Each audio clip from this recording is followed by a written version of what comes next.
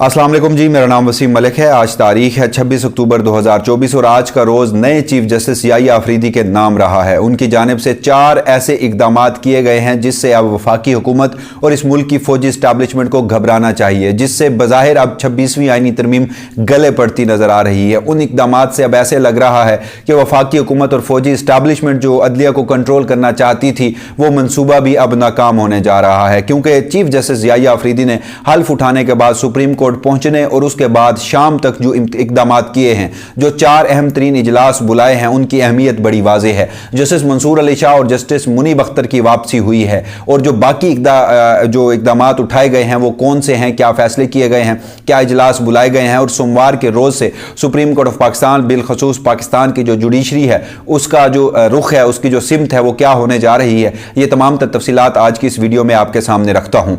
आज शाम के औकात में एक 4 नुकाती एजेंडा जो है वो जस्टिस याहिया अफरीदी का सामने आया। उससे कबल क्या कुछ होता रहा उसकी तफसीलात आज की इस वीडियो में आपके सामने रख देता हूं। फिर मैं आपको उन 4 इकदामात और उनके जो कॉन्सिक्वेंसेज हैं और सोमवार के रोज से क्या हो सकता है उन तफसीलात पर आऊंगा। तो जनाब, दिन 11:30 बजे के करीब नामजद चीफ जस्टिस उस वक्त थे जस्टिस याहिया अफरीदी। उन्होंने चीफ जस्टिस पाकिस्तान का हल्फ लिया और उसके बाद हल्फ बर्दारी की तकरीब में जजेस के क्या तासुरात थे, जो जजेस से मिलकर क्या खबरें पता चली, 26वीं आईनी तरमीम का जो मुस्तकबिल है वो क्या है, तो वो एक दिलचस्प कहानी है। उस हल्फ बर्दारी की तकरीब का अहवाल जो है वो अगली वीडियो में मैं आपके सामने रखूंगा, जो अब तक रिपोर्ट नहीं किया गया, जो इस बात का तयन करता है कि अब पाकिस्तान की जुडिशरी की सिमत क्या होगी। मगर उसके बाद जस्टिस याहिया अफरीदी जो है वो पहुंचते हैं सुप्रीम कोर्ट ऑफ पाकिस्तान में। सुप्रीम कोर्ट में उन्हें गार्ड ऑफ ऑनर पेश किया जाना होता है, वो लेने से इनकार कर देते हैं। सिर्फ रजिस्ट्रार सुप्रीम कोर्ट की जानिब से उन्हें गुलदस्ता दिया जाता है और उसके बाद वो चीफ जस्टिस चैम्बर संभालते हैं।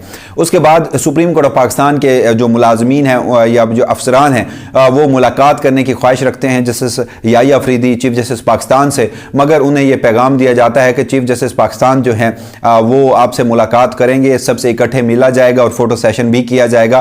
तब तक तमाम जो लोग हैं वो चीफ जस्टिस को डिस्टर्ब ना करें। जिसके बाद हमने देखा कि chief justice Yahya Afridi supreme court of Pakistan की बिल्डिंग के सामने सुप्रीम कोर्ट मुलाजमीन के साथ एक फोटो सेशन करवाते हैं, उनसे मुलाकात करते हैं। मगर उसके बाद जो अहम तरीन इकदाम किया जाता है उनकी जानिब से, जो पहला इकदाम किया जाता है वो इकदाम ये होता है कि जस्टिस मुनीब अख्तर और जस्टिस मंसूर अली शाह की वापसी होती है।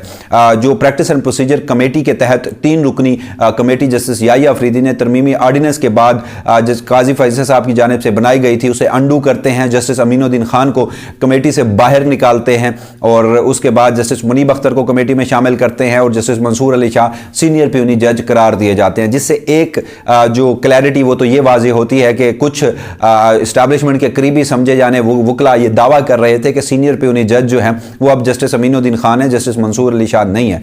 मगर सुप्रीम कोर्ट ऑफ पाकिस्तान की वेबसाइट जैसे ही अपडेट होती है उससे ये तासुर मिलता है कि सीनियर प्यूनी जज जो हैं वो तासुर नहीं बल्कि ये क्लैरिटी आ जाती है कि जस्टिस मंसूर अली शाह ही हैं।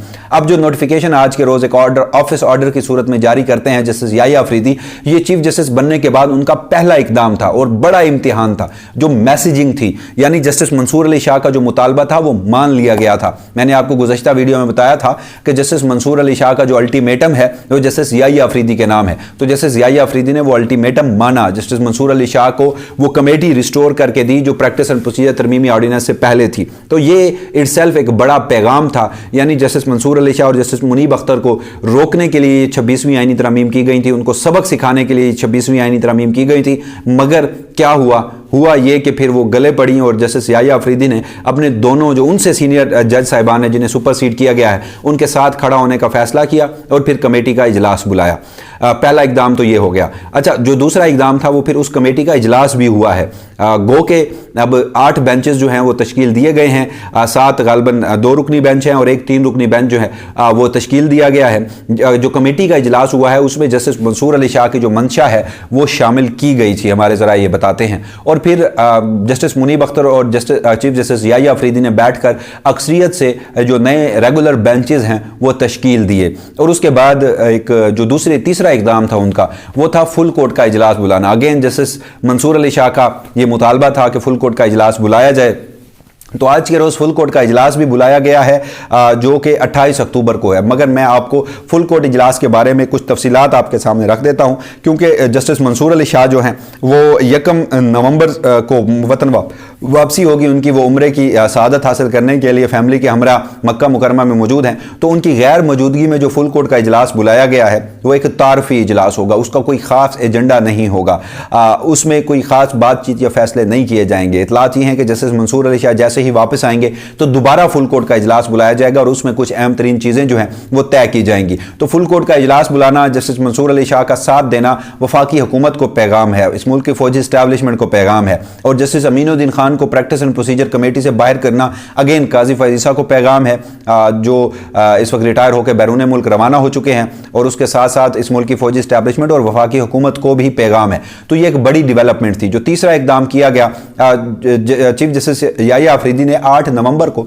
सुप्रीम जुडिशल कौंसिल का इजलास भी तलब कर लिया गया है। सुप्रीम जुडिशल कौंसिल जो जजेस के खिलाफ ज़ाब्ता इखलाक की कार्रवाई करती है, उसका जो इजलास है वो एक उसका एजेंडा तय होगा, उसकी सिमत का तयन होगा, क्योंकि ग़ालिबन दर्जनों ऐसी दरखास्तें हैं जो मुख्तलिफ जजेस लोअर जुडिशरी से लेकर हाई कोर्ट्स और फिर सुप्रीम कोर्ट ऑफ पाकिस्तान उनके जजेस के खिलाफ पेंडिंग है। तो उनके प्रोसीजर्स या ज़ाब्ते या रूल्स तय किए जाएंगे। और उसके बाद जो एक और अहम तरीन इजलास तलब किया गया है वो सबसे अहम है। वो इजलास जो है वो इंसदाद दहशतगर्दी अदालत के जो इंतजामी जजेस हैं उनको 28 नवंबर को बुला लिया गया है, इंसदाद दहशतगर्दी अदालत के जजेस की कारकर्दगी के साथ। तो ये जो चौथा इकदाम है ये सबसे अहम तरीन इकदाम है जस्टिस मंसूर अली शाह को कमेटी में शामिल करने से भी बड़ा, क्योंकि आपको याद होगा इस वक्त इंसदाद दहशतगर्दी अदालतों में पाकिस्तान तहरीक इंसाफ के 9 मई से मुतालिक ज़्यादा केसेस जो हैं वो चल रहे हैं। और उन 9 मई के केसेस में जिस तरह इस मुल्क की फौजी इस्टेब्लिशमेंट खुफिया एजेंसी बिलखसूस ISI मुदाखलत करती रही है, इंसदाद दहशतगर्दी अदालत सरगोदा के जज थे मोहम्मद अब्बास, उन्होंने जो मामला अनफोल्ड किया था, खतूत लिखे थे, सारा जो इंकशाफात किए थे, और उसके बाद इंसदाद दहशतगर्दी अदालत रावलपिंडी 1 के जो जज थे मलिक इजाज आसिफ, उनकी जानिब से भी इन मामले को अनफोल्ड किया गया था। तो अब वो तमाम तर चीज़ें जो हैं वो भी रिकॉर्ड पर आएंगी। जस्टिस याहिया आफरीदी के लिए ये एक बहुत बड़ा इम्तिहान होगा कि वो अपने मुल्क की जो इंसदाद दहशतगर्दी अदालत के जजेस हैं, अदालतें हैं, उनको कैसे प्रोटेक्ट करते हैं। और इस सारे मामले में जस्टिस शहजाद अहमद खान जो उस वक्त लाहौर हाई कोर्ट के चीफ जस्टिस थे, जुडिशल एडमिनिस्ट्रेटर थे, जब उनको खतूत लिखे गए थे तो उन्होंने ये खत सुप्रीम कोर्ट ऑफ पाकिस्तान के नाम भी भेजा था। तो हम ये भी कह सकते हैं कि जस्टिस याहिया आफरीदी ने 9 मई के केसेस की भी तफसीलात मांगी हैं, क्योंकि ज़्यादातर इंसदाद दहशतगर्दी अदालत के इस वक्त केसेस 9 मई के हैं। तो जब वो इंतजामी जजेस जो हैं वो रिकॉर्ड समेत यहाँ पर पेश होंगे, जस्टिस याहिया आफरीदी से मुलाकात करेंगे, मीटिंग करेंगे, तो उस मीटिंग का एजेंडा उसमें 9 मई से मुतालिक केसेस भी जो हैं वो भी सामने आएंगे, तो उससे उनकी एक और सिमत भी है वो भी वाज़ेह हो जाएगी। तो ये तमाम जो डेवलपमेंट्स हैं ये आज के रोज़ की गई हैं। ये justice Yahya Afridi chief justice Pakistan बनने के बाद पहले दिन की गई हैं, यानी आज का दिन जो है वो उनके नाम रहा है। तो अब देखना यह है कि जो हालात हैं वो क्या रुख अख्तियार करते हैं, क्योंकि जस्टिस याहिया आफरीदी जो हैं उनका बाकी तो एजेंडा मुख्तलिफ लोगों से जब हमारी बात हुई, हम मुख्तलिफ मामलात के हवाले से आपको रिपोर्ट करते रहे, तो कुछ लोगों का मानना यह था, बज़ाहिर 2 थ्योरीज जो हैं वो चल रही थी। एक ये थी कि जस्टिस याहिया आफरीदी जो हैं वो गवर्नमेंट के साथ कोई डील करके आए हैं, इस मुल्क की फौजी इस्टेब्लिशमेंट के साथ कोई डील करके आए हैं, और अगेन जैसे काजी फैज़ साहब के दौर में मामला चल रहे थे वैसे ही चलते रहेंगे। जबकि जो दूसरा पॉइंट ऑफ व्यू था वो ये था कि जस्टिस याहिया आफरीदी को चीफ जस्टिस पाकिस्तान बनाकर वफाकी हुकूमत ने एक ब्लफ खेला है कि वो इनकार करेंगे, जिसके बाद जस्टिस अमीनुद्दीन खान को चीफ जस्टिस पाकिस्तान जो है वो बनाया जा सकता है। और उन लोगों का ये कहना था कि जो जस्टिस याहिया आफरीदी हैं उन्होंने रिफ्यूज़ नहीं किया।